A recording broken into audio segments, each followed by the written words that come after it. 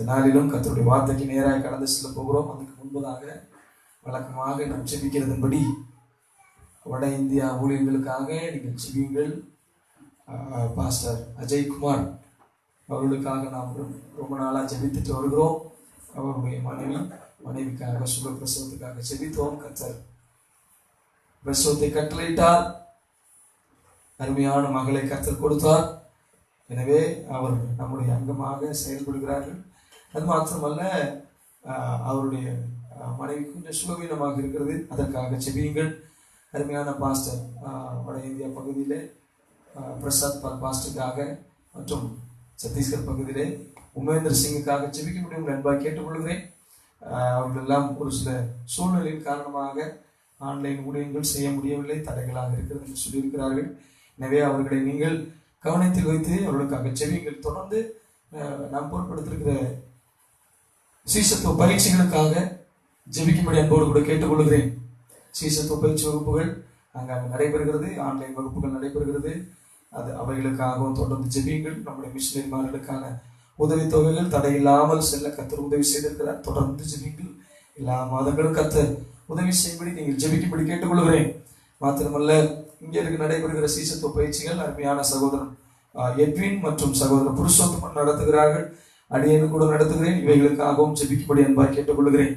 அது மாத்திரமல்ல, நாம் சீசத்துவ பயிற்சிகள் பயிற்சி கொடுத்த எல்லா கிட்டத்தட்ட 800க்கும் மேல மக்களுக்கு நடத்தி இருக்கிறோம். அவர்களுக்காக செபியுங்கள்.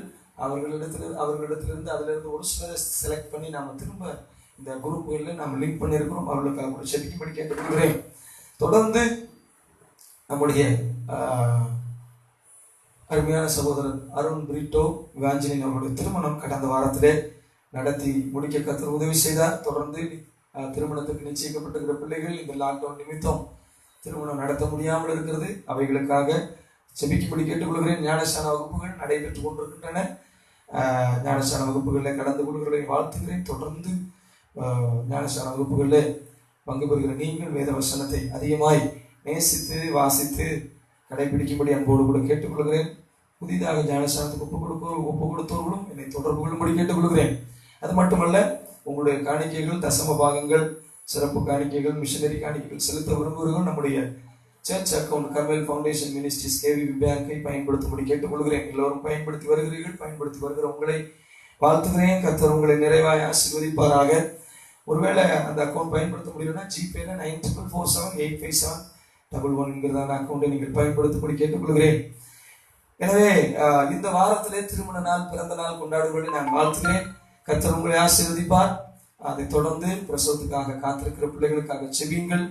தூர தேசத்தில் இருக்கிற பிள்ளைகளுக்காக செபியுங்கள்.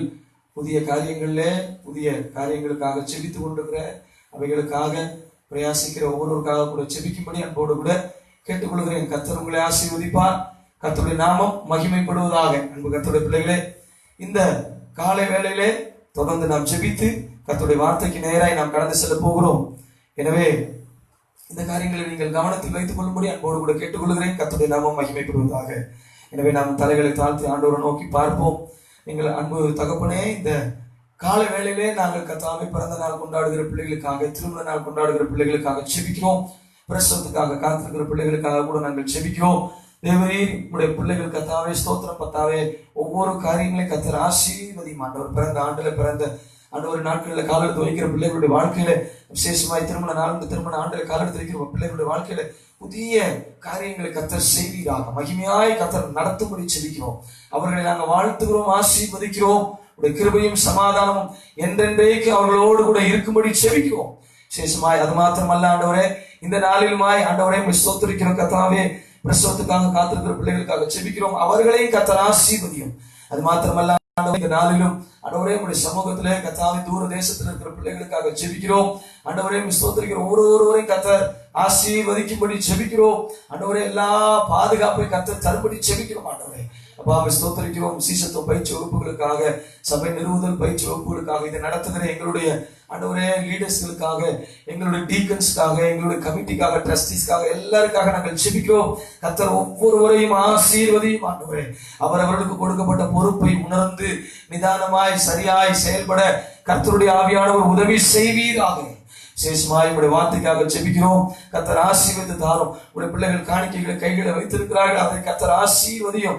ஒருவரையும் கர்த்தர் ஆசீர்வதியும் ஆண்டவரே. அவர்கள் செலுத்துகிற ஒவ்வொரு காணிக்கையின் நிமித்தம் ஆண்டவரே இன்னும் அதிகமாய் ஆண்டவரே கர்த்தாவே உடைய ராஜ்யம் கட்டப்பட மாத்திரமல்ல ஆண்டவரே அவர்களுடைய வாழ்க்கையிலும் ஆண்டவரே கர்த்தர் அமுக்கி குலுக்கி சரிந்து விழும்பட்டும் கர்த்தர் தரும்படி ஜெபிக்கிறோம். கர்த்தர் எங்களுக்கு கொடுத்ததிலிருந்து கர்த்தருக்கு கொடுக்கிறோம் என்று சொல்லத்தக்க கர்த்தர் மீண்டும் கொடுக்கும்படி ஜெபிக்கிறோம். உதவி செய்வீராக. இயேசு கிறிஸ்துவின் நாமத்தினால் நம்முடைய வார்த்தையை எங்களுக்கு ஆசீர்வதித்து தாரும். இயேசுவின் நாமத்தில் ஜெபத்தை ஏற்றுக்கிறோம். ஜெபம் கேளும் நல்ல பிதாவே, ஆமென். அல்லேலூயா, அல்லேலூயா. கர்த்தருடைய பரிசுத்த நாமம் மகிமைப்படுவதாக.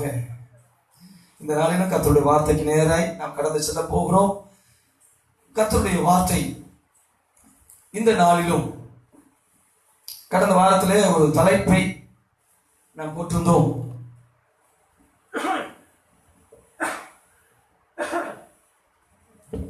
இயேசு கிறிஸ்து தம்முடைய சீசர்களை எவ்வாறு வகைப்படுத்தினார்?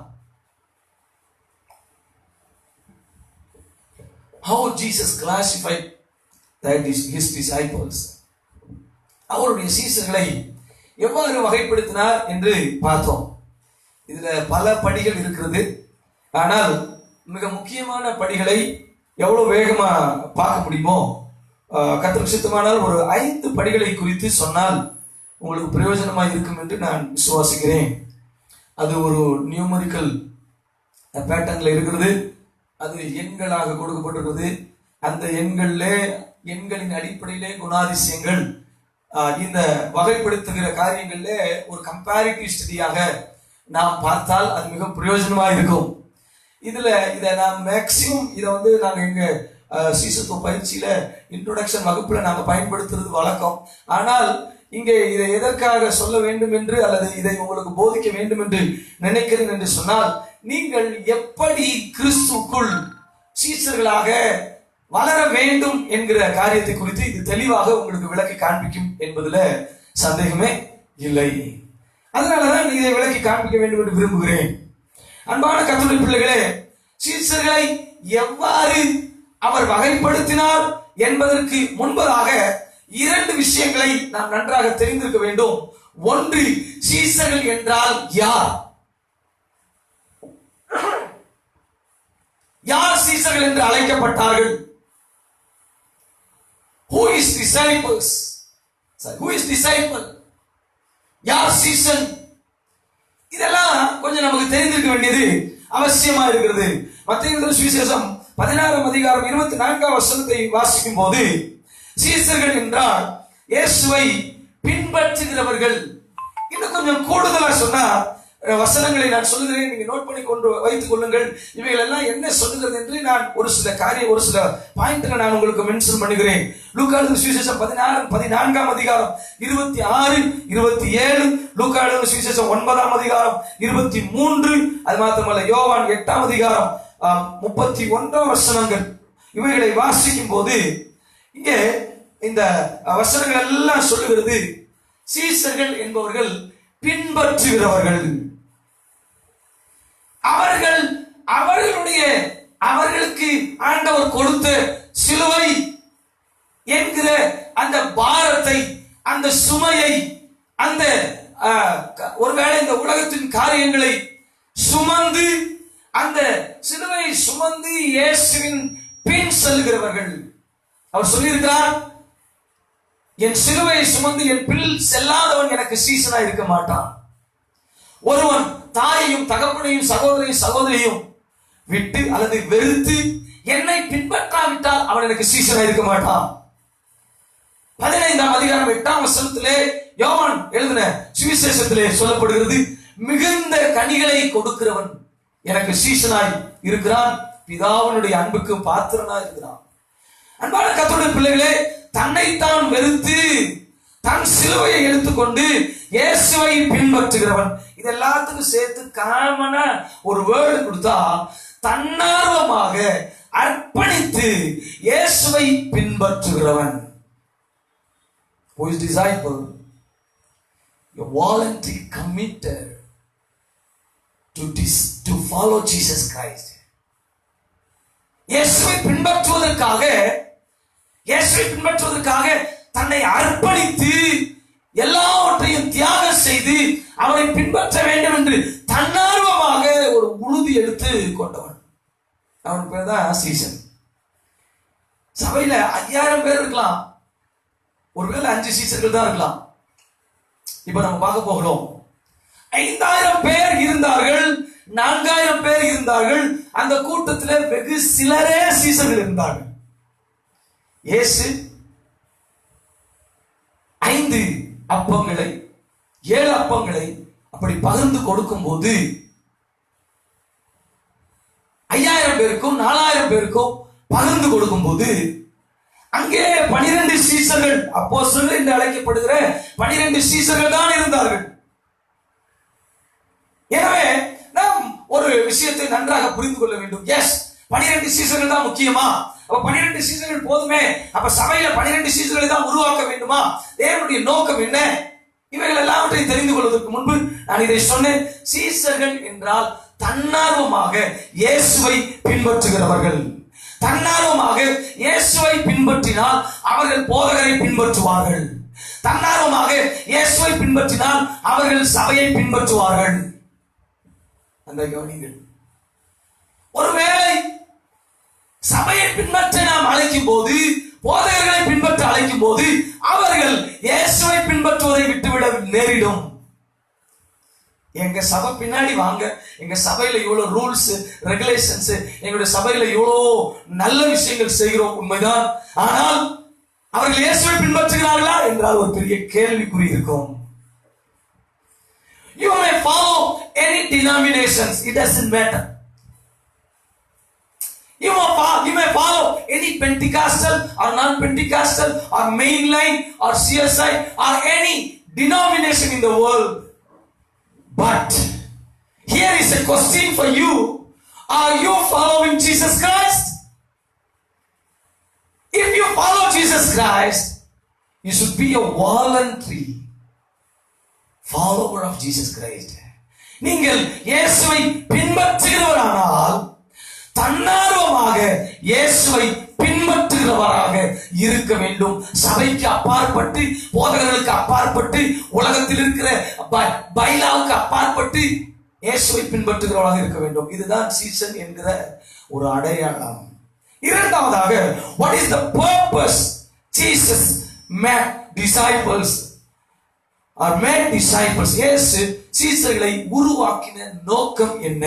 மத்தேயு எழுதின சுவிசேஷம் 28ஆம் அதிகாரம் 19 மற்றும் 20 வசனங்களை வாசிக்கும் போது அங்கே சொல்லப்படுகிறது, போ, சீசர்களை உருவாக்கு, அவர்களுக்கு ஞானஸ்நானம் கொடு, அவர்களை நீ கற்றுக்கொண்ட எல்லாவற்றையும் அவர்களுக்கு உபதேசித்து அவர்கள் கை கொள்ளும்படி உபதேசம் பண்ணு.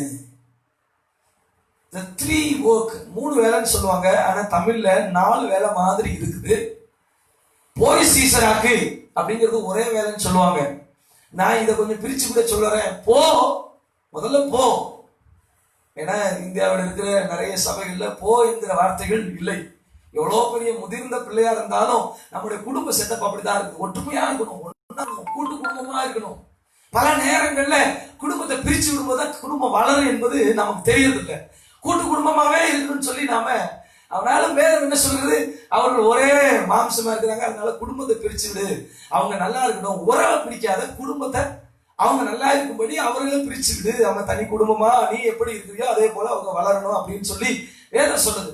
ஆனா நாம என்ன செய்யறோம், அந்த கூட்டு குடும்ப கலாச்சாரத்துல வளர்ந்ததுனால நாங்க பல போதகர்கள்ட்ட அல்லது பல சீசர்களை உருவாளர்கள்ட்ட பேசும்போது, போ, நீ ஒரு சாதாரண விசுவாசியாக, அடுத்தது சீசனாக, அடுத்தது கொஞ்சம் முன்னின்று செயல்படுகிற ஒரு ஊழியனாக, அடுத்தது பணி வேலையாளனாக, பணியாளனாக, அடுத்தது இன்னும் கொஞ்சம் மேல, இன்னும் கொஞ்சம் முதியவனாக, லீடராக, அடுத்து இன்னும் தகப்பனாக, அடுத்து அப்போஸ்தலனாக, அடுத்து அனுப்பப்பட வேண்டும் என்கிற ஒரு நிலைமை தான் நமக்கு வேதம் சொல்லிக் கொடுக்குது. அப்படி சொல்லும் போது அநேக இடங்கள்ல நாம அனுப்புறது இல்லை, அவங்களை போகிறதுக்கு வழி விடுறது இல்லை. நாங்க வளர்ந்த இடங்கள்ல கூட அப்படிதான் கொஞ்சம் அப்படி கொஞ்சம் தட்டி தட்டி உட்கார வைக்கிற ஊழியர்கள் இன்றைக்கு நிறைய பேர். ஆனா வேதம் என்ன சொல்லுகிறது, the purpose of disciples, you know why Jesus made disciples. திரும்பவும் அவர்கள் சீசர்களை உருவாக்குவதற்கு. ஒரு வாழை மரத்தை வாழைக்கண்ணை நட்டு வச்சீங்கன்னா அந்த தாறு கொடுக்கறதுக்குள்ள அது பல வாழைக்கண்களும் வாழை மரத்தை உருவாக்கிடும். ஒரு மாமரத்தை நட்டீங்கன்னா அது வாழ்நாள்ல அந்த மரம் மரிக்கிறதுக்கு முன்னாடி பல மரங்களை உருவாக்கிடும். தென்னை மரத்தை நட்டீங்கன்னா மரங்கள் எல்லாம் மிருக ஜீவன்கள் எல்லாம் எல்லாமே செஞ்சிடும். ஆனா இயேசு சொல்லுகிறார், போய் சீசர்களை உருவாக்கி அவர்களுக்கு ஞானஸ்நானம் கொடு, அவர்களை நான் உனக்கு கற்பித்த மாதிரி அவர்களுக்கு கற்பித்து வாழ்க்கையில மேலோங்கி வருவதற்கு அவர்களுக்கு கற்பித்து கொடுத்த நோக்கம். இயேசு சீசர்களை உருவாக்கின நோக்கம் மீண்டும் சீசர்களை உருவாக்கவே. இது ஒரு வருஷம், ஒரு ரீசைக்கிள்.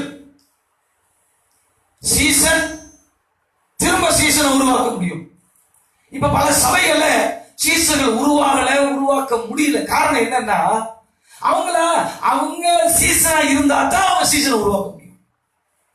ஒரு போதகர் அந்த சபையிலே ஒரு தலைமைத்துவத்தில் இருக்கலாம், அவர் தலைவராக இருக்கலாம், அல்லது ஒரு நிறுவன தலைவர் ஒரு தலைவராக இருக்கலாம், நிர்வாகங்களை சரி செய்யலாம், ஒரு நிர்வாகிக்கலாம், அட்மினிஸ்ட்ரேஷனை, பொருளாதாரத்தை, அங்க இருக்கிற மக்களை கண்ட்ரோல் பண்ணுவதில் எல்லாவற்றையும் செய்யலாம். ஆனால் என்னை பின்பற்று என்று பின்னாடி இருக்கிற அந்த சீடர்களுக்கு அல்லது தங்களுடைய சபையில் இருக்கிற தனக்கு பின்னாக அல்லது கீழாக இருக்கிறவர்களுக்கு சொல்ல வேண்டுமானால் அவன் தேவனை சரியாக பின்பற்றுகிற சரியான சீசனாக இருக்க வேண்டும். அதனாலதான் இயேசு மத்தேயு 28:19-20 சொல்லும்போது சீசர்களை உருவாக்கவே முக்கியமான நோக்கமாக அந்த 11 சீசர்களிடத்துல அந்த கிரேட் கமிஷன் என்கிற பிரதான கட்டளையை, பிரதான பொறுப்பை அவர் கொடுத்தார். அன்பான கர்த்தருடைய பிள்ளைகளே, மிக அருமையான ஒரு பகுதி அது. போ, யாரா இருந்தாலும் சரி, அவனை விசுவாசியாக்குன்னு சொல்லல, அவனுக்கு ஜஸ்ட் மந்திரிச்சு விடு, சின்ன விஷயத்தை செய், பிசாச மட்டும் போக்குன்னு சொல்லல. யாரா இருந்தாலும் சரி, பிசாசு பிடித்திருக்கலாம், வியாதியஸ்தனா இருக்கலாம், அவன் யாரா இருக்கலாம், எந்த ஜாதியா இருக்கலாம், எந்த மதமா இருக்கலாம், அவனை இயேசு கிறிஸ்துவை ஏற்றுக்கொள்ளும்படி செய்தது மாத்திரமல்ல, அவனை பின்பற்றுகிற சீசனாக மாற்று. இது நன்றாக நாம் புரிந்து கொள்ள வேண்டும். நிறைய சபைகள் வளர்கிறது, ஆரம்பம் நல்ல பயங்கர ஆடம்பரமா இருக்கிறது, நிலைத்து நிற்பதில்லை, பிறகு திரும்ப போய்விடுகிறது. பல நேரங்கள்ல உணர்ச்சி வசத்திலே நாம் விசுவாசிகளை நடத்துகிறோம், உணர்ச்சி வசத்திலே சபையை நடத்துகிறோம். இது நிமித்தம் பல நேரங்கள்ல அது ஒரு நாள் 2 மணி நேர ஷோவை போல நடத்தி கொண்டிருக்கிறோம். அதனால பல பிரச்சனைகளை சந்திக்க நேரிடுகிறது. இயேசு சொன்னார், போ, எங்கு சீசர்கள் இல்லையோ அங்கே போ, எந்த இடத்துக்கு நான் உன்னை போக சொல்கிறேனோ அங்கே போ. குஷ்டரோகியை பார்த்து நீ போய் உன் ஆசாரியனிடத்துல காமி என்று சொன்னார். மார்க் எழுதின சுவிசேஷம் 5-ம் லேகியன் பிசாசு பிடித்திருந்தவனை பார்த்து உன் இனத்தாரிடத்துக்கு போ என்று சொன்னார்.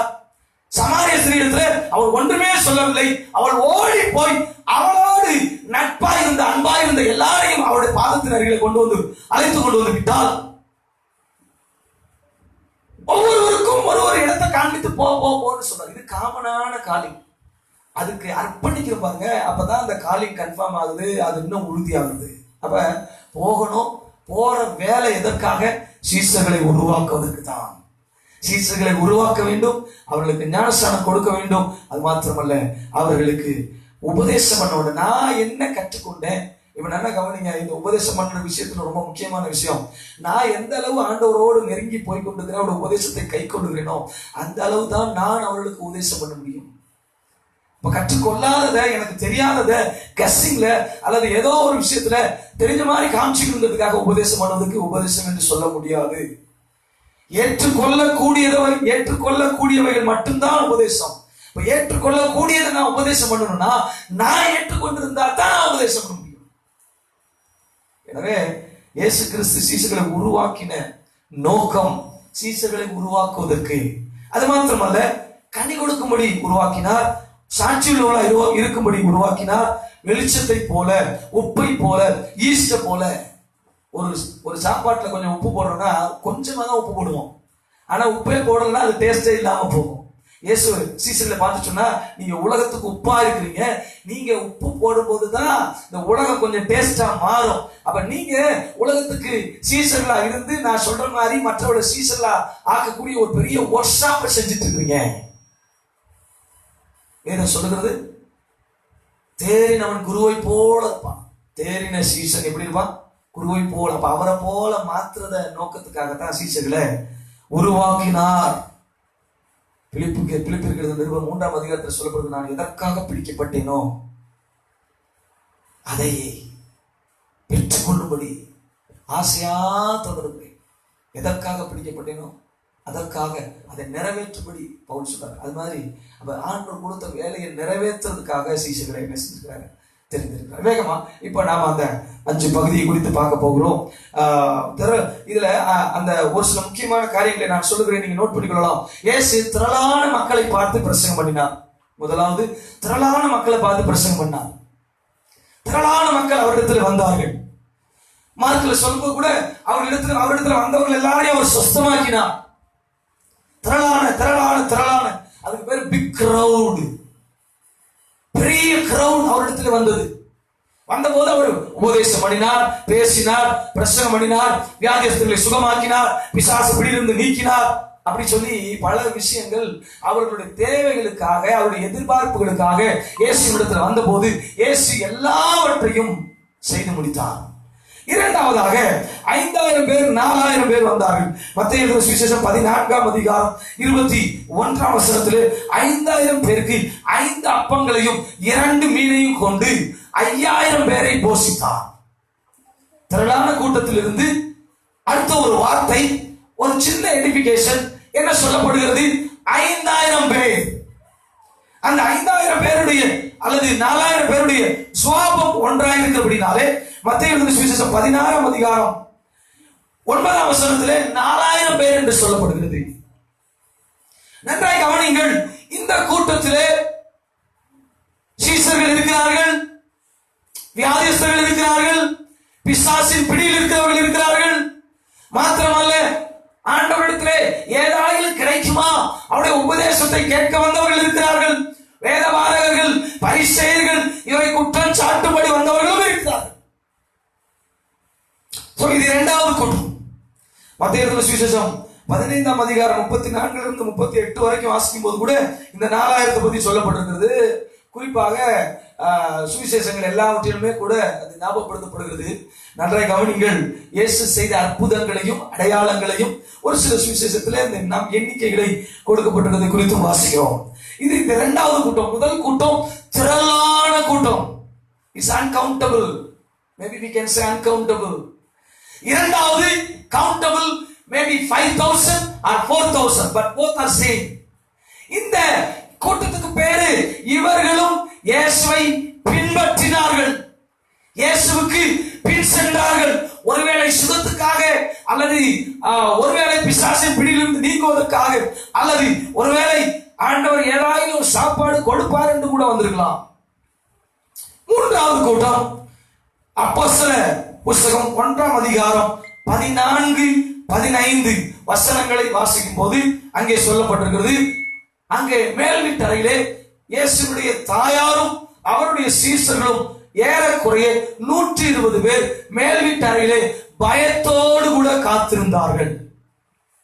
அதற்கு முன்பு 3ஆம் வசனத்திலிருந்து 9ஆம் வசனம் வரைக்கும் வாசிக்கும் போது இயேசு மரித்து அடக்கம் பண்ணப்பட்டு உயிரோடு எழுந்து தம்முடைய சீசர்களிடத்திலே வந்து, நீங்க நான் சென்று உங்களுக்கு பரிசுத்த ஆவியை கொடுக்கிற வரைக்கும் எருசலேமில காத்திருங்க என்று சொன்ன ஒரு கூட்டம். அவ்வளவு பேர் இருந்தாங்க, திரளான மக்கள் இருந்தாங்க. 5000 பேர் 4000 பேர் இருந்தாங்க. ஆனா இந்த 120 பேர் மட்டும்தான் பயத்தோட இயேசுவையே கொலை செய்து விட்டார்களே, இன்னும் நமக்கு என்ன நடக்குமோ, என்ன நடக்க போகிறதோ என்கிற வேதனையிலே அல்லது பயத்திலே ஒரு பெரிய திகிலோடு கூட இருந்தார்கள். அவர்களிடத்துல இயேசு வந்து, நீங்க எதுக்கும் கவலைப்படாதீங்க, நான் சொன்ன மாதிரி உங்களுக்கு வாக்குத்தத்தம் பண்ண அந்த பரிசுத்த ஆவியை நான் உங்களுக்கு கொடுப்பேன். தயவு செய்து பரிசுத்த ஆவி உங்களிடத்துல வரும்போது நீங்கள் யூதேயாவிலும் எருசலேமிலும் சமாரியாவிலும் நீங்க என்ன செய்யுங்க, எல்லா இடங்களிலும் உலகத்தின் முடிவு புரிந்த எனக்கு என்ன செய்வீங்க, சாட்சிகளா இருப்பீங்க. அதனால நீங்க காத்துருங்க. இந்த கூட்டம். அடுத்த கூட்டம் லூக்கா எழுதின சுவிசேஷம் 10வது அதிகாரம் 1 மற்றும் 2 வசனங்களை வாசிக்கும் போது இயேசு வேற 70 பேரை நியமித்து 70 சீஷர்களை நியமித்து, நான் போகிற இடத்துக்கு நீங்க 2 பேரா ஊழியத்துக்கு போங்க, அறுப்பு மிகுதி வேலையாட்களோ குறைவு என்று சொல்லி இயேசு கிறிஸ்து 2 பேரா அவருடைய ஊழியத்துக்கு, அவர் எந்த கிராமத்துக்கு போக போகிறாரோ அந்த கிராமத்துக்கு ஒரு பிரேயர் வாக்க போல அல்லது முன் ஊழியத்தை போல, ஒரு ஆயத்தம் பண்ணுகிற ஊழியத்தை போல அவர்களை அனுப்புவதை குறித்து வாசிக்கிறோம். அடுத்த கூட்டம் 12 பேர்.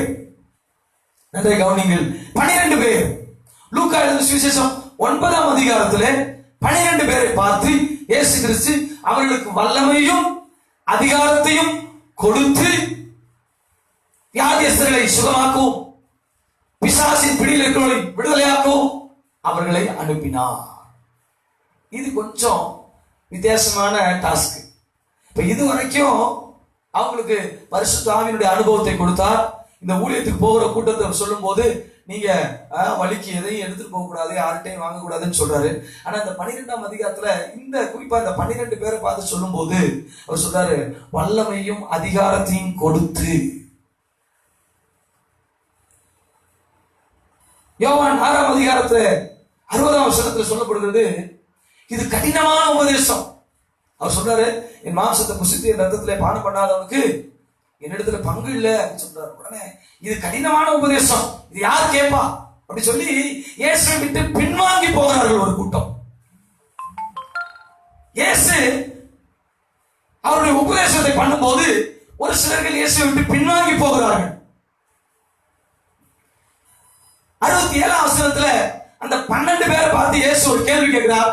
எல்லாரும் போயிட்டாங்க, திரளானவர்கள் வந்தார்கள், இப்ப எல்லாரும் போயிட்டாங்க, நீங்க 12 பேர் மட்டும் இருக்கிறீங்களே, உங்க நோக்கம் என்ன?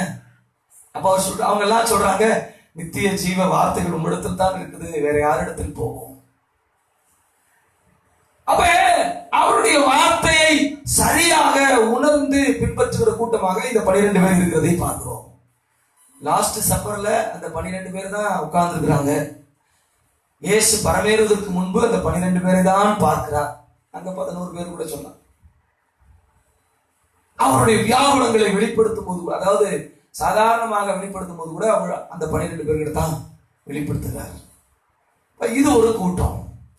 அடுத்த கூட்டம், 5வது கூட்டம் மத்தேயு எழுதின சுவிசேஷம் 17ஆம் அதிகாரம் 1வது வசனம்.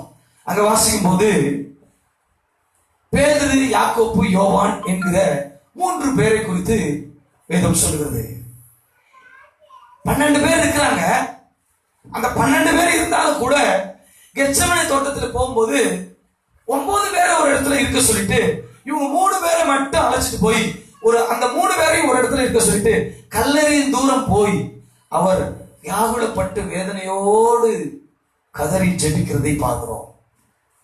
இந்த 3 அந்த 12 பேர்ல இருந்து 3 பேரை கொஞ்சம் Jesus classified, they are very close to me, அவங்க என்கிட்ட ரொம்ப நெருக்கமா என்னோட நடக்கிறாங்க என்பதுக்கு அடையாளமா இந்த 3 பேரை, 12 பேரை அந்த 9 பேரை தனியா இருக்க சொல்லிட்டு இந்த 3 பேரை மட்டும் பேதுரு, யாக்கோப்பு, யோவானை அழைத்து செல்வதை பார்க்கிறோம். கடைசியாக யோவான் எழுதின சுவிசேஷம் 13ஆம் அதிகாரம் 23 21 வரைக்கும் வாசிக்கும் போது யோவானுக்கும் அவருக்கும் இருந்த நெருக்கத்தை குறித்து பார்க்கிறோம். நன்றை கவனிங்க. யோவானுக்கும் அவருக்கும் இருந்த நெருக்கத்தை குறித்து வாசிக்கிறோம். இந்த இடத்துல ஒரு முக்கியமான விஷயத்தை நாம் சொல்ல வேண்டும். யோவான் இயேசுடைய அருகில் அமர்ந்திருக்கிறார். பேதுரு அந்த லாஸ்ட் சப்பர்ல அமர்ந்திருக்கிறார்கள். இயேசு அப்பத்தை எடுத்துவிட்டு அவர் சொல்லுகிறார், உங்களில் ஒருவன் என்னை காட்டி கொடுப்பான் என்று சொல்கிறார். சொன்ன உடனே அவர்கள் எல்லாருக்குள்ளும் ஒரு கலக்கம் வந்துருச்சு. எல்லாரும் ஒருவரோடு பார்த்து பேசிக் கொண்டிருக்கிறார்கள். அப்படி பார்த்து பேசிக் கொண்டிருக்கும் போது பேதுரு நேரடியாக இயேசுவிடத்தில் கேட்டிருக்கலாம். அங்க இருந்த எல்லாரிடம் மூத்தவர் பேதுரு. நேரடியாக இயேசுவிடத்தில் கேட்காமல் யோவானை தட்டி, யோவான், நான் இயேசுநாதருக்கு கொஞ்சம் க்ளோஸ் தான், ஆனா என்ன காட்டுல நீ அவருக்கு க்ளோஸ். அங்க வசனம் சொல்லுகிறது, இயேசுவுக்கு மிகவும் அன்பாயிருந்த சீசனை பேதுரு சைகை காட்டி யார் என்று கேட்க சொன்னான். அப்ப நல்லா கவனிங்க, அந்த இடத்துல ஒரு விஷயத்தை நாம் பார்க்கிறோம். இயேசுவுக்கு பேதுரு க்ளோஸ் தான், அவரை விட க்ளோஸ் யோவான். அப்ப நீங்க நினைக்கலாம், அப்ப இது எல்லாத்தையும் கொஞ்சம் பிரிச்சு காட்டுறீங்களா? இல்ல, அந்த நெருக்கத்தின் அடிப்படையில் நல்ல கவனிங்க. பேதுரு ஒருவேளை ஒரு மூத்தவராய் பொறுப்புள்ளவராய் இருந்திருந்தால் அந்த நேரத்தில் தன்னுடைய தாயை ஒப்பு கொடுக்கிற ஒரு வேலை, தாயை சபையாக நாம் சொல்லுகிறோம், பல காரியங்கள் நாம் சொல்லுகிறோம், வெளிப்பாட்டின் அடிப்படையில் சொல்கிறோம், சரிதான். ஆனால் ஒரு தாய் என்கிற அடிப்படையில் தனக்கு பிறகு தன் தாயை பார்த்துக் கொள்ள வேண்டிய பொறுப்பை யோவானிடத்தில் ஏன் கொடுக்க வேண்டும்? அப்ப அது எதை குறிக்கிறது? இயேசுவுக்கும் அந்த சீசனுக்கும் இருந்த நெருக்கத்தை குறிக்கிறது. எனவே அங்க இருந்த எல்லா சீசர்களும் யோவானோடு இயேசு கிறிஸ்து மிகவும் நெருக்கமாய் இருக்கிறதை இந்த வசனத்திலே நாம் என்ன செய்கிறோம் பார்க்கிறோம். எனவே அன்பான கர்த்தருடைய பிள்ளைகளே, இந்த 1 2 3 4 5 6 7 விதமான படிகள் இருக்கிறது. திரளான கூட்டம், 5000 பேர், 4000 பேர், 120 பேர், 70 பேர், 12 பேர், 3 பேர், ஒருவர் அவருடைய இருதயத்திலே சாய்ந்து அந்த இதய துடிப்பை கேட்கிறவராக அல்லது அவருடைய இருதயத்துக்கு ஏற்றவனாக. நாம் எல்லாரும் நினைக்கிறோம், யோவானை குறித்து சொல்லும் போது சாதாரணமாக நினைக்கிறோம். ஆனால் யோவான் மிக தெளிவாக வேத புத்தகத்திலே இருக்கிற எல்லா விஷயங்களையும் மிக தெளிவாக மாத்திரம் அல்ல, பரலோகத்தை குறித்தும் சபையினுடைய முடிவை குறித்தும் ஆண்டவர் நமக்கு என்ன முடிவை வைத்திருக்கிறார் என்பதை குறித்தும் மிகப்பெரிய வெளிப்பாட்டை தெளிவாக இந்த உலகத்துக்கு கொண்டு வந்தவர் யோவான். பவுல் அநேக நிருபங்கள், அநேக பட்டங்கள், அநேக மக்கள், இன்றைய வரைக்கும் பவுலுடைய ஊழியம் ஒரு சவாலான ஊழியம், உண்மைதான். ஆனால் சபையினுடைய முடிவு எங்கே போயிருக்கிறது, சபையினுடைய நடைமுறைகள் எப்படி இருக்கிறது, காலங்களுடைய நடைமுறைகள் எப்படி இருக்கிறது, இது எல்லாத்தையும் தெளிவுபடுத்தினவர் யோவான். எனவே இங்கே நான் ஒரு விஷயத்தை உங்களுக்கு, இந்த 7 வகையான கூட்டங்கள், 7 வகையான சீசர்கள், இயேசுவை பின்தொடர்கிறவர்கள், இதுல 7 பேருடைய ஜெபமுமே வேற மாதிரி இருக்கும், 7 பேருடைய நடைமுறைகளுமே வேற மாதிரி இருக்கும், 7 பேருடைய எதிர்பார்ப்புமே வேற மாதிரி இருக்கும். நன்றாக கவனிங்கள். திரளான கூட்டத்தில் இருக்கிற மக்களுடைய எதிர்பார்ப்பு வேற, ஒரே ஒரு நபராய் இயேசுவுடைய இதய துடிப்பை புரிந்து கொண்ட அந்த யோவானுடைய எதிர்பார்ப்பு வேற. அங்க என்ன எதிர்பார்ப்பு? ஐயா, எனக்கு ஏதாவது கிடைக்குமா? ஒருவேளை யோவானே அந்த இடத்துல இருந்தா கூட எனக்கு சுகம் கிடைக்குமா, எங்க வீட்டுக்கு இந்த காரியம் கிடைக்குமா? ஜெபம் முழுவதும் மனுஷீகமாய் இருக்கிறது. இந்த இடத்துல அந்த ஒரு நபருடைய எதிர்பார்ப்பு எப்படி இருக்குது? உன் இதய துடிப்பை மாத்திரம் எனக்குள்ளே வையும், எனக்கு வேற எதுவும் வேண்டாம், நீங்க சொல்லுங்க, நான் செய்கிறேன். அப்ப இந்த நடைமுறைகள்ல, இந்த கிளாசிபிகேஷன்ல ஒரு படியிலையும் ஒரு பெரிய மாற்றம் நடைபெறுகிறது. ஒவ்வொருவருக்கும் ஒரு குணாதிசயம் நடைபெறுகிறது. திரளான மக்கள் எதிர்பார்ப்போடு வருகிறார்கள். 5000 பேர் 4000 பேர் பார்க்கும்போது என்னதான் இயேசு கிறிஸ்து போதிக்கிறார், அவருடைய உபதேசத்தை கேட்க வந்தார்கள். அவருடைய உபதேசத்தை கேட்டவர்கள் அநேகர் விசுவாசித்தார்கள். அவருடைய உபதேசத்தை கேட்ட அநேகர் ஏற்றுக்கொண்டார்கள், இயேசுவை அங்கீகரித்தார்கள். எனவே இந்த 5000 பேர் 4000 பேர் 3 நாள் அவர்களுடைய எல்லாவற்றையும் விட்டுவிட்டு இயேசுடைய பாதத்தில் அமர்ந்திருந்து கேட்கக்கூடிய அளவுக்கு அவரிடத்துல பொறுமை இருந்தது. இயேசுடைய வார்த்தையை அங்கீகரிக்க அந்த 3 நாள் தங்களை தியாகம் பண்ணினார்கள் என்ற கவனிங்கள். இந்த 120 பேரை பார்க்கும்போது ஒரு பயம், திகில். ஆனா இயேசு சொன்னார், வெயிட் பண்ணுங்க, until you receive the Holy Spirit, stay here. எருசலேமை விட்டு எங்கேயும் போயிடாது. 2ஆம் அதிகாரம் 1-2 வாசிக்கிறோம், 1-2-3 வாசிக்கிறோம். பெந்தெகோஸ்தே எனும் நாள் வந்த போது எல்லாரும் ஒரு இடத்துல கூடியிருந்தார்கள். பரலோகத்திலிருந்து பரிசுத்த ஆவியானவர் இறங்கினார், எல்லாருடைய தலைமையிலும்.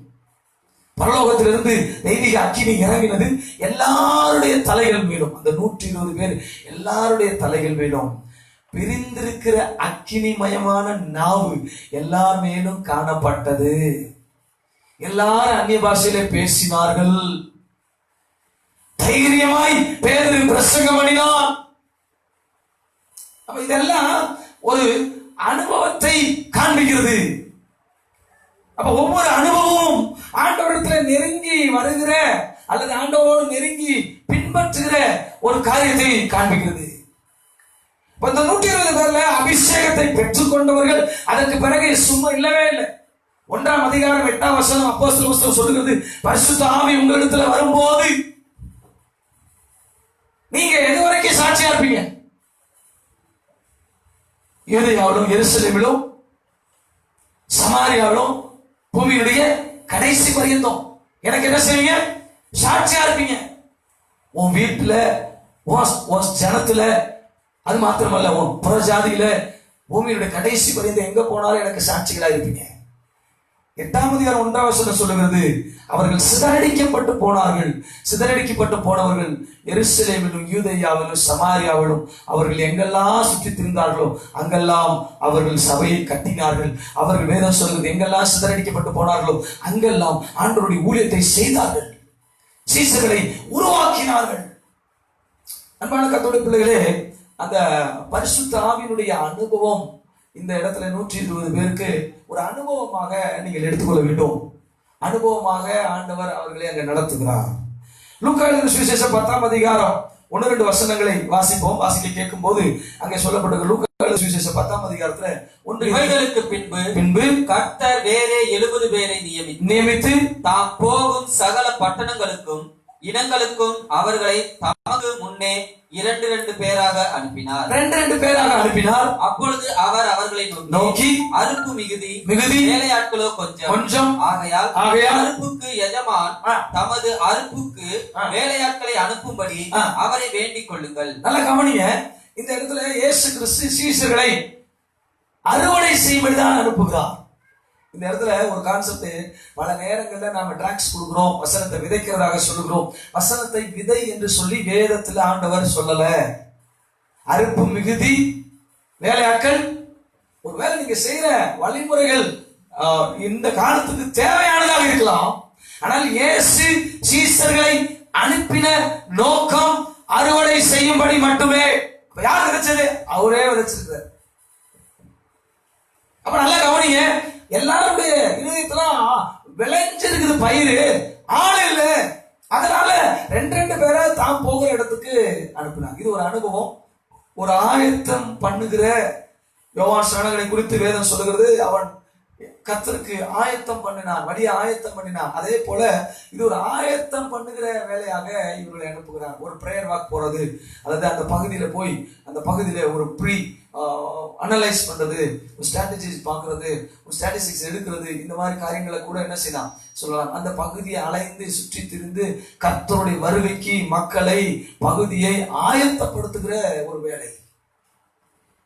12 பேரை குறித்து வாசிக்கும் போது 9ஆம் அதிகாரம் 1-2 வசனங்கள் வாசிக்கும் போது சொல்லப்படுகிறது. 9ஆம் அதிகாரம் 1-2 வசனங்கள். அவர் தம்முடைய 12 சீஷரையும் வரவழைத்து சகல பிசாசுகளையும், நல்ல கவனிங்க, 12 பேரையும் வரவழைத்து சகல பிசாசுகளை துரத்தவும் வியாதி உள்ளவர்களை குணமாக்கவும் அவர்களுக்கு வல்லமையும் அதிகாரமும். நல்ல கவனிங்க, இந்த இடத்துலதான் அவர் அவருடைய சீஷர்களுக்கு வல்லமையையும் அதிகாரத்தையும் கொடுக்கிறார்.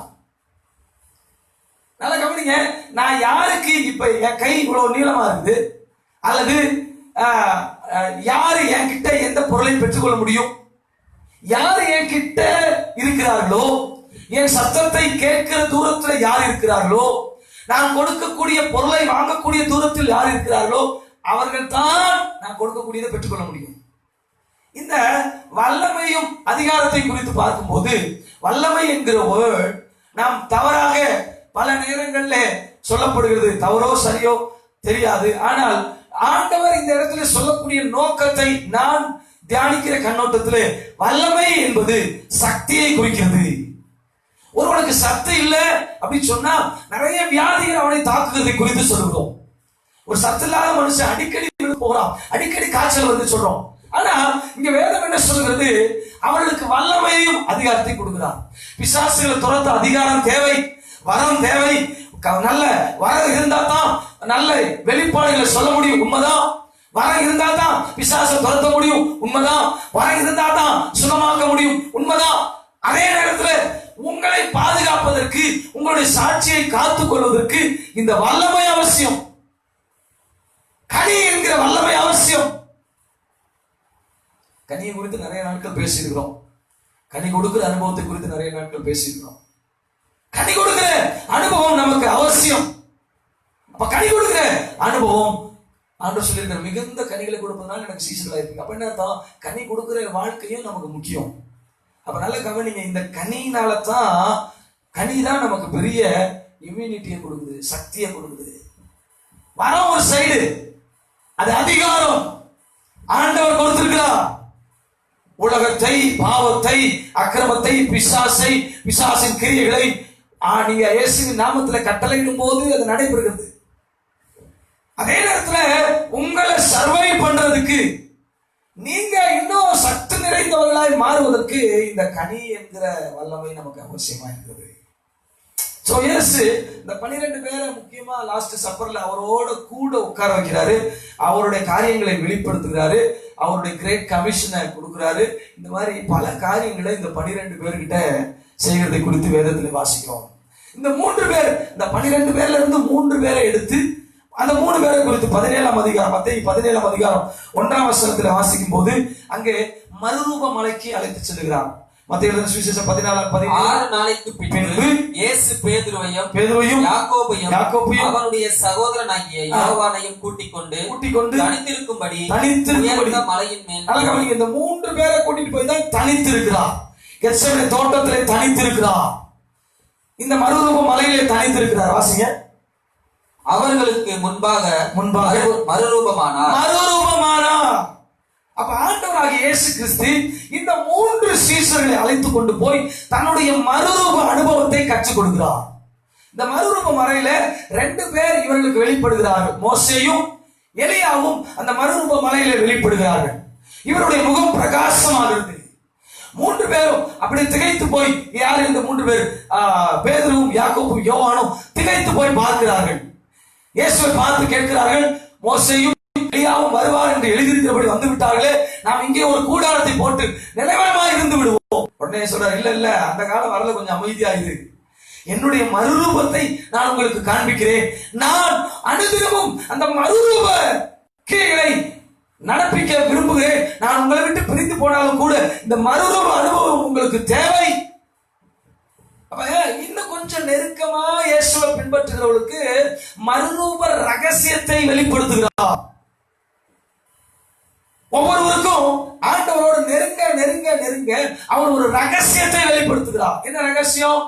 மறுரூப மலையின் ரகசியம். என்ன ரகசியம்? மோசே வரப்போகிறார்.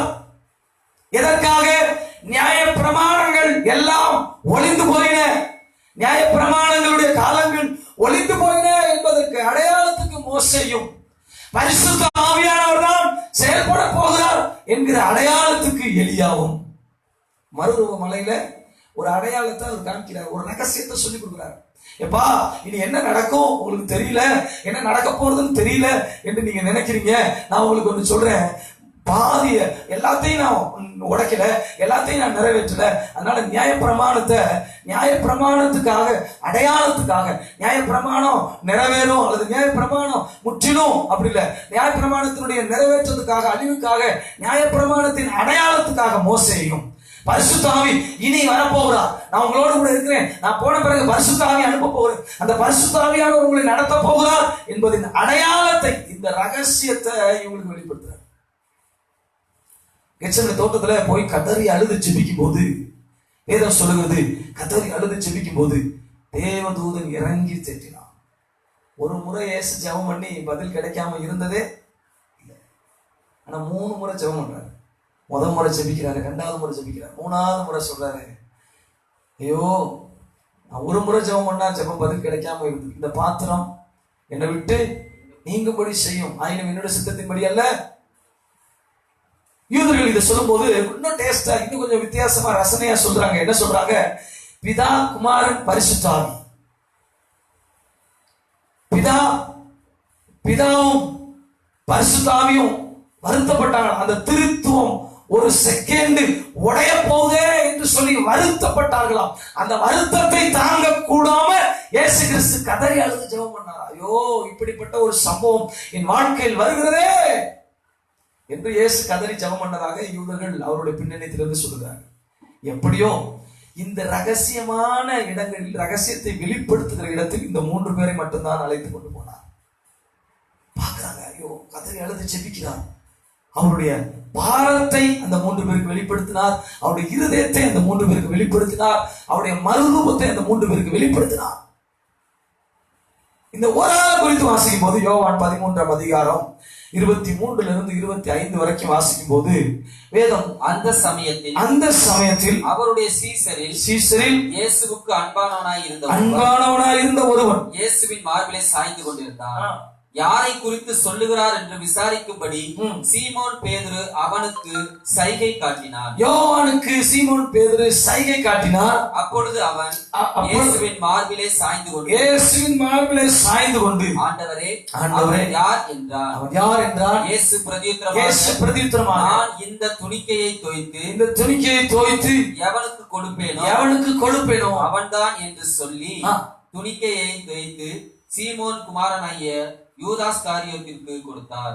நல்லா கவனிங்க. இயேசு அங்க இருக்கிற இப்ப நாம எல்லாரும் சொல்லலாம், நான் ரொம்ப க்ளோஸான நான் 1 கோடி ரூபாய் மாசம் தசமபாகம் கொடுக்குறேன் ஐயா, நான் ரொம்ப அன்பான பாருங்க, நான் உடம்பு மாத்திட்டேன், எல்லாம் மாத்திட்டேன், நான் ரொம்ப ஆண்டவருக்கு நெருக்கமான சீசன், அல்லது அப்படி ஒரு பாவலா அல்லது நடக்க இப்படிலாம் கூட இருக்கலாம். ஆனா இந்த இடத்துல கொஞ்சம் மாத்தி சொன்னா அவரு என்னைய பார்த்து சொல்லணும், ராஜமாணிக்கம் என்னுடைய சீசன். இந்த ஒரு ஆளை குறித்து சொல்லும் போது Jesus must tell about he is my disciple. அவர் சொல்லணும், இவன் ஏன் சீசன். அவன் கேட்கறத நான் ஒண்ணும் பண்ண முடியாது, கேட்கறத கொடுத்துதான் ஆகணும். அவன் அது மாதிரிதான் கேட்பான். இந்த ஒரு ஆளை குறித்து வாசிக்கும் போது இவன் ஒரு ஆள் தான் இயேசு அடிக்கப்படும் போது அந்த இடத்துல சின்ன பிள்ளை போல இருந்தான். சிலுவையில் அடித்த போது அந்த இடத்திலும் இருந்தான். மரியாள் நிக்கிறாங்க, யோவான் நிக்கிறாரு. மற்ற சீசர்களை பார்த்த மாதிரி தெரியல. இயேசுடைய எல்லா விஷயத்திலும் நேசித்து, நான் நினைக்கிறேன் இந்த யோவான் ஒருவேளை கலக்கத்தோட சின்ன பிள்ளை போல அங்க அழுது அங்கங்க நின்று இருப்பான். ஆனாலும் இயேசு கிறிஸ்து அவனை பார்த்து சொன்னாரு, டே யோவான், நீ கலங்காத, நீ சின்ன பையன் நினைக்காத, என் தாயை பார்த்துக்கணும், என் சபையை குறித்த எல்லா காரியத்தையும் உன்கிட்ட தான் ஒப்படைக்கிறேன். என் சபை குறித்து, என் சபையினுடைய முடிவு, என்னுடைய மக்களுடைய முடிவு, என்னை பின்பற்ற மக்களுடைய ரிவார்ட், என்னென்ன வச்சிருக்கிற எல்லாத்தையும் உனக்கு வெளிப்படுத்துறேன். கர்த்தருடைய பிள்ளைகளே, அவருடைய இதய துடிப்பை புரிந்து கொண்ட ஒருவன். 1000 பேர் இருக்கலாம், அவருக்கு அன்பா இருந்த சீசன். பேதுரு சொல்றா, அவருக்கு அன்பா இருந்த சீசன். அப்ப மற்றவர்கள் எல்லாத்தையும் நேசிக்கலையா? யார் உண்மையாக இயேசுவை பின்பற்றுகிறார்களோ, தியாகத்தோடு பின்பற்றுகிறார்களோ, அர்ப்பணிப்போடு பின்பற்றுகிறார்களோ, அவர்களை அவர் நேசிக்கிறதை குறித்து வேதம் சொல்றது. இப்ப இந்த கூட்டத்துல நாம எங்க இருக்கிறோம்? ஒருவேளை நீங்க போதகரா இருக்கலாம், ஒரு லீடரா இருக்கலாம், நிறுவன தலைவரா இருக்கலாம். நீங்க இந்த முதல் ஸ்டேஜ்ல அவருடைய இதய துடிப்பை புரிந்து கொண்ட யோவானை போல இந்த நிலைமையில, இந்த அனுபவத்துல அவர் உங்களை பார்த்து, இவன் என் மகன், இவன் என்னுடைய சீசன், இவன் ஊழியன், என்னுடைய காரியத்தை தெளிவாக செய்கிறவன் என்று சொல்லுகிற நிலைமையில நீங்க இல்லாத பட்சத்துல, உங்க சபையில ஒருவேளை அப்படிப்பட்ட நெருக்கமா இருக்கிற மக்கள் இருப்பார்களே, ஆனால் உங்களுடைய சபையை நீங்கள் நிர்வகிப்பது மிகவும் கடினமாய் போய்விடும். உங்களுடைய குடும்பத்தில் நீங்க ஒருவேளை ஒரு தலைவராக இருந்து, ஆனாலும் ஆண்டவருடைய இந்த முதன்மைத்துவ அனுபவம், ஆண்டவருடைய இதய துடிப்பை புரிந்து கொள்ளுகிற அனுபவம் உங்களுக்கு இல்லை. உங்களுடைய வீட்டில் இருக்கிற வேறொரு சின்ன பையனுக்கு அந்த அனுபவம் இருக்கும் என்றால் உங்களை பின்பற்ற மாட்டார்கள், உங்களுடைய வீட்டில் இருக்கிற சின்ன பையனை தான் பின்பற்றுவார்கள். இயேசுவை, அவருடைய இதய துடிப்பை அறிந்து அவரை எப்படியாக நான் பின்பற்றுகிறேன் என்பதை சரியாக உணர்ந்தவர்களாக இருக்கும் போது நாம் அவரை பின்பற்ற, நம்மை பின்தொடர்ந்து வருகிறவர் நம்மை பின்பற்றுவார். இது ஒரு ஹைராட்சியா கூட வச்சுக்கலாம், படிநிலையா கூட வச்சுக்கலாம், இது ஒரு ஸ்டேஜா கூட, ஒரு ஸ்டேட்டஸா கூட வச்சுக்கலாம். நீங்க எப்படி படிநிலையாக 1, 3, 12, 70, 120, 4000, 5000 திரளான மக்கள். இப்ப எந்த கூட்டத்துல நான் இருக்கிறேன்? நான் எப்போதும் எனக்கு குடுன்னு கேட்கிறாளா இருக்கேன்னா, இந்த 12 பேர் சொன்னாங்க, அனுப்பும் போது எதுவுமே கேட்கல, தடி எடுத்து போக கூடாது, 2 ட்ரெஸ் எடுத்து போக கூடாது, எதையும் கேட்க கூடாது, போன்னு சொல்லும்போது போனாங்க. யோவானிடத்துல அவ்வளவு பெரிய வேலைகள் எல்லாத்தையும் விட்டுட்டு ஆண்டவரை பின்பற்றி ஆண்டோட காரியத்தை அவன் பைத்தியமாய் சாகணும்னு சொல்லி கொண்டு போய் தீவுல போடுறாங்க. என்ன நடந்துச்சு? அங்கேயும் இருந்து சபைக்கு தேவையான வெளிப்பாடு முழுவதையும் எழுதி வைத்திருக்காங்க.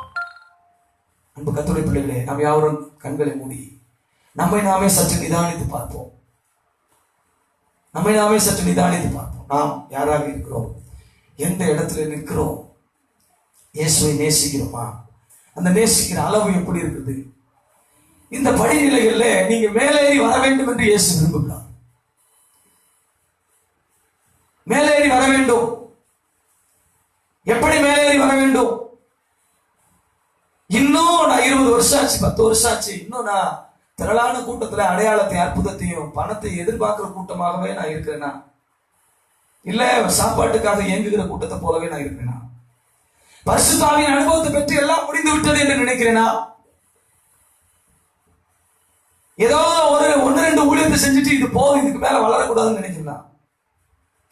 அவர் எனக்கு வரங்களை கொடுத்திருக்கிறார், கனிகளை கொடுத்திருக்கிறார், அதை நான் பயன்படுத்தாம அப்படியே நிக்கிறேனா? இல்ல தொடர்ந்து அவருடைய மறுரூப அனுபவத்தில் அவருடைய பாரங்களை எங்களிடத்துல ஷேர் பண்ணி கொண்டு அவருடைய பாரத்தை சுமந்து திரிகிற பிள்ளைகளா இருக்கிறோமா? அல்லது யோவானை போல அனுதினமும் அவருடைய இதய துடிப்பை கேட்டு அவருக்கு அன்பான சீசனாக நான் இருக்கிறேன்? நான் எந்த சீசனா இருக்கிறேன்? சற்று நம்மை நாம் நிதானித்து பார்ப்போம்.